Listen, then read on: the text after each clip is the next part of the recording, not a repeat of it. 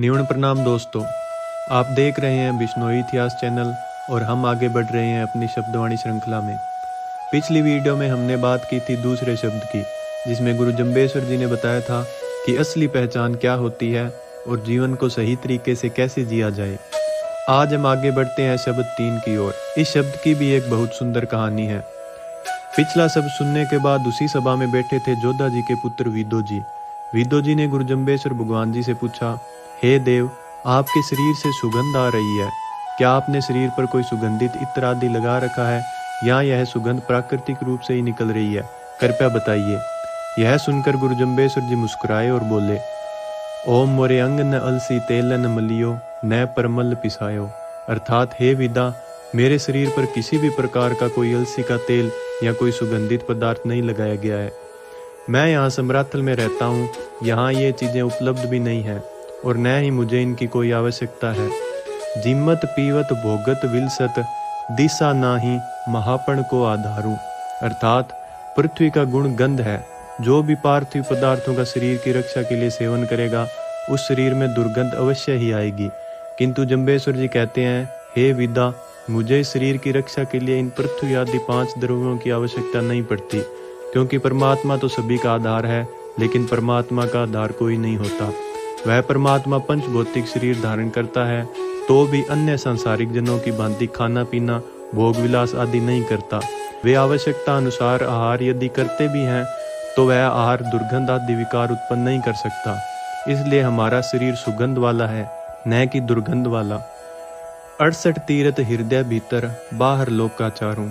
अर्थात दुनिया के 68 तीर्थ वास्तव में बाहर नहीं बल्कि हृदय के भीतर है।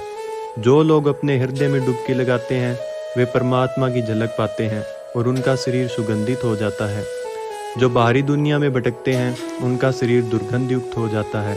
मैं तो हर दिन इन 68 तीर्थों में स्नान करता हूँ। नानी मोटी जिया जूनी एती सांस फुरंते सारूं। इस सृष्टि में जितने भी छोटे बड़े जीव हैं उनकी उत्पत्ति, जीवन और मृत्यु सब एक सांस के बराबर समय में होती है। जितने समय में एक सांस आती जाती है उतने में परमात्मा संपूर्ण सृष्टि की रचना कर देता है। मैं उसी परम शक्ति का हिस्सा हूँ। इसके बाद विद्या के मन में थोड़ा क्रोध आया। तब गुरुजी ने समझाया, वाह सुंदर क्यों एक बणीजे जी के पवन पिराणो। अर्थात अग्नि और क्रोध दोनों एक जैसे हैं। जैसे अग्नि की प्राणवायु होती है वैसे ही क्रोध का प्राण भी वायु के रूप में कठोर वचन बनकर निकलता है। क्रोध विनाशकारी है, इसे बढ़ावा मत दो। आला सूखा मेले नाही जी ही दीस करे मुहाणो। जब अग्नि प्रज्वलित होती है तो वह न हरे को छोड़ती है न सूखे को, सबको जला देती है। उसी प्रकार क्रोध भी दोषी और निर्दोष दोनों को नुकसान पहुंचाता है। अग्नि और क्रोध पापी और गुणी में भेद नहीं करते। क्रोध में व्यक्ति का विवेक समाप्त हो जाता है। क्रोध सभी दुर्गुणों की जड़ है। पापे गुणे विहे नाही रीस करे रिसाणो। अर्थात अग्नि तथा क्रोध दोनों ही जिस तरफ बढ़ेंगे, अर्थात जिस व्यक्ति को भी अपना लक्ष्य बनाएंगे, उस समय न तो उसे पापी का ज्ञान रहेगा और न ही गुणी का ज्ञान रहेगा। क्रोध में व्यक्ति जब क्रोधित हो जाता है तो वो निर्णय लेने में असमर्थ हो जाता है। उसका कर्तव्य अकर्तव्य का विवेक भ्रष्ट हो जाता है। बहुली दोरे लावण हारूं भावे जान में जानूं। यह क्रोध ही सभी दुर्गुणों की जड़ है। एक क्रोध से ही सभी दुर्गुण उत्पन्न हो जाते हैं और ये दुर्गुण बार बार नरक में ले जाने वाले होते हैं। इस जीवन में दुखों को भोगते हैं तथा परलोक भी दुख में बन जाता है। अग्नि हाथ में चाहे जान कर ले या अनजाने में ले, वह तो जलाएगी ही। इसी प्रकार से क्रोध भी चाहे जानकर करे या अनजाने में करे, वह तो दुखी करेगा ही। न तू सुरनर न तू शंकर न तू राव न राणो। हे विदा, न तो तू देवता है और न ही तू मानव है, तथा न ही तू शंकर है, न तू राजा है और न ही तू राणा है। काचे पिंडे अकाज चलावे महा अधूरत दाणो। अर्थात तेरा यह शरीर तो कच्चा है, इस पर तू इतना अभिमान क्यों करता है? यह कभी भी टूट सकता है। तथा इस स्थिर काया से तू पाप करता है, यह तो धूतों का दानुओं का कार्य है। जब विद्या कुछ नम्रता को प्राप्त हुआ तब कहने लगा कि आप इस भयंकर वन में रहते हो, आपके पास कोई हथियार तो अवश्य ही होगा। यदि नहीं होगा तो आपको जरूर रखना चाहिए। यह शंका उत्पन्न होने पर जंबेश्वर जी ने कहा कि मोर छुरी न धारू लोहे न सारू न हथियारू। मेरे पास लोहे की बनी हुई धारीदार पैनी, छुरियां, अन्य हथियार नहीं है और ना ही मुझे इसकी ज़रूरत। तब विद्या की शंका ने आगे पैर पसारा। विद्या ने पूछा, क्या आपका कोई शत्रु नहीं है? गुरुजी ने कहा, सूरज को रिप बिहंडा नाही, ताते कहाँ उठावत बारूं। अर्थात हे विद्या, सूर्य का शत्रु जुगनू आज्ञा नहीं हो सकता, क्योंकि शत्रुता तथा मित्रता ये दोनों बराबर वालों से ही होती है।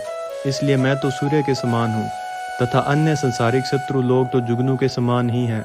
सूर्य जब तक उदय नहीं होता तब तक जुगनू चमचम करता है। सूर्य उदय होने पर वो लुप्त हो जाता है। इसीलिए मैं यह शस्त्र रूपी लोहे का भार क्यों उठाऊं, क्योंकि मेरा शत्रु कोई नहीं है। अथवा जिस प्रकार से सूर्य को शत्रु विनाश नहीं कर सकता, उसी प्रकार से मेरा भी शत्रु कुछ भी नहीं कर सकता। तो शरीर की रक्षा के लिए मैं भार क्यों उठाऊं? आखिर में गुरुजी ने कहा, जी हाँ करंडी बल्द जो हाके न लोहे की आरूं। मेरे पास तो जो बेल हाँकने की साधारण लकड़ी होती है, उसके आगे वाले भाग में लोहे की छोटी सी जो कील लगी रहती है, उसके बराबर भी लोहे का शस्त्र नहीं है। दोस्तों, शब्द 3 में गुरु जंबेश्वर जी ने हमें 3 बड़ी बातें सिखाई। पहली, शरीर नाशवान है, इस पर घमंड करना मूर्खता है। दूसरी, क्रोध अग्नि के समान है, सब कुछ जला देता है। और तीसरी यह कि असली सुगंध इत्र से नहीं परमात्मा से जुड़ने से आती है। तो दोस्तों, अगली वीडियो में हम बात करेंगे शब्दवाणी के चौथे शब्द की, उसका अर्थ और उसके पीछे की कहानी। तो वीडियो को लाइक करें, चैनल बिश्नोई इतिहास को सब्सक्राइब करें और बेल आइकन जरूर दबाएं। बोलिए गुरु जंबेश्वर भगवान की जय।